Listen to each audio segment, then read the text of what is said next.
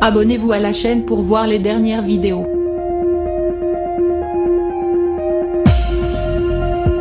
Depuis ses débuts, une chose est sûre, Nolwenn en a fait du chemin. Grande gagnante de la Star Academy 2. La chanteuse dévoilait à la France entière sa sublime voix rauque dans un album éponyme. Aujourd'hui, elle continue sa carrière avec un 8e opus, baptisé La Cavale, qui doit sortir en novembre prochain. À cette occasion, elle a donné une interview à France Inter dans laquelle elle raconte sa sortie de la Star Academy. C'est un mélange de plein de sentiments et d'émotions.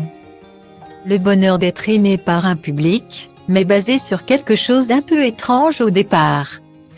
C'est-à-dire qu'on est connu pour ce que l'on est, notre voix, ce qui est déjà pas mal pour un chanteur.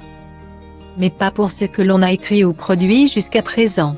L'artiste avoue ainsi que l'enregistrement de son premier album était un mélange de sentiments assez contradictoires. J'étais partagée entre la frustration de ne pas pouvoir enregistrer les chansons qui étaient les miennes et ce bonheur à la fois d'enregistrer un album. Nolwenn Leroy, tout comme Jennifer, est retournée au château de Damary-lès-Lys à l'occasion de la préparation d'un prime qui célébrera les 20 ans du programme.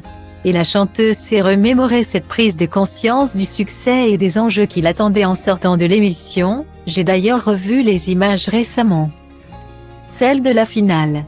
Et je voyais aussi bien ma maman que moi, nous avions un visage pas grave mais comme si on avait l'impression à ce moment-là d'un énorme poids sur mes épaules.